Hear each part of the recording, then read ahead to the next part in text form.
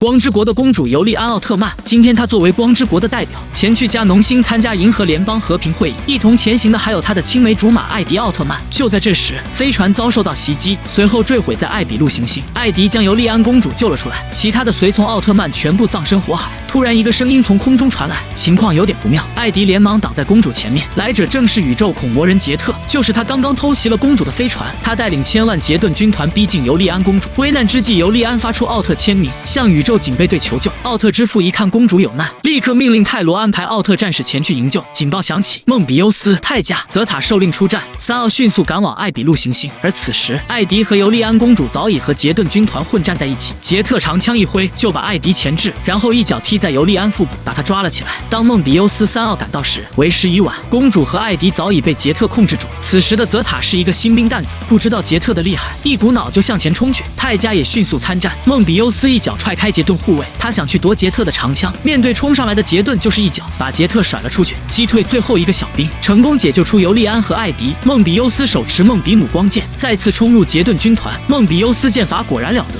只见他的招式出神入化，炉火纯青，剑锋凌厉，势如破竹，一个长剑封喉，又送一个杰顿回了老家。面对另一只杰顿的偷袭，梦比优斯剑气一挥，又送走一个杰顿。梦比优斯这次打爽了，只见他双拳一握，变成炽热勇气形态再战。这时艾迪冲过来，示意小弟梦比优斯合力干他，两人一个合击就打向杰特。杰特不愧是杰特，一个太极张三丰的招式四亮拨千斤，就把合击转移到泽塔身上，泽塔应声倒地。泰迦迅速前来帮忙，他用身体为泽塔挡下一击，然后告诉泽塔，泽塔你这个生瓜蛋子，我们要相互配合战斗。但年轻气盛的泽塔不仅不听，还开口顶嘴。自顾不暇的泰迦很是无语，顶完嘴的泽塔再次冲入两只杰顿之中，不听老人言，吃亏在眼前。泽塔就这样被两只杰顿你一拳我一脚的毒打起来，最后居然被一只杰顿的火焰击了出来。这时一个声音传来，生瓜蛋子这点水平还想做我徒弟，还早2万年呢。原来是赛罗率领警备队前来支援，一场杰顿歼灭战开始了。赛罗参战，气势如虹，他冲到杰顿军团中就是一顿狂削。利布特一套霸王枪耍的行云流水，面对利布特滴水不漏的防御，这三只杰顿根本无法近身。安杜鲁美洛斯拳法了得，腿法也不弱，这一套动作下来也颇有气势。这个强壮的奥特战士叫乔尼亚斯，他的脚法出神入化，拳法登峰造极，掌法更是惊世骇俗。而这个力量型的大壮就是我们的泰塔斯了，一手爆裂，拳势如破竹，天下武功唯快不破。风马这时真的打疯了，我们的妹子格力乔也来了，一拳锤一个，然后再摘住一个杰顿，说好的只是辅助呢，接着一脚又给杰顿一大嘴巴子。这边的铁头娃还在挨打，赛罗冲来上去就是一脚，然后一个艾梅利姆切割，又放到一个，赛罗冲到泰迦面前又替他解决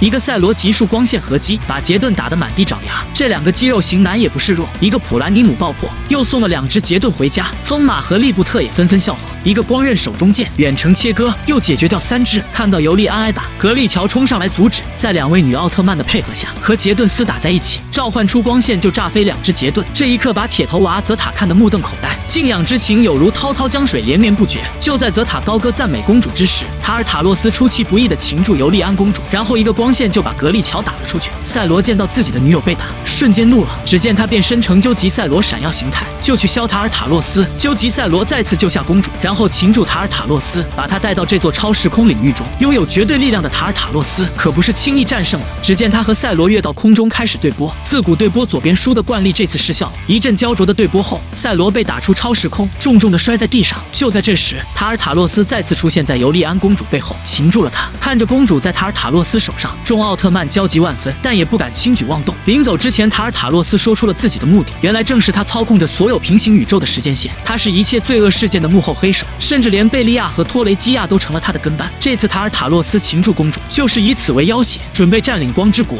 眼看塔尔塔洛斯计谋即将得逞，众奥特曼奋力向前，想要营救公主。这时老托和老贝一个合击，就对着众奥特曼打来，把整个奥特曼战队打得人仰马翻，无一人有能力再战。就这样，在众奥的眼皮底下，塔尔塔洛斯大摇大摆地带走尤利安公主。塔尔塔洛斯把尤利安关押到超时空领域后扬长而去。独处空间中的尤利安转过身来，却发现在这座监狱之中，还有一个神秘巨人被8条铁链锁住。接下来就是银河格斗第3季的故事了，后续将会更加精彩。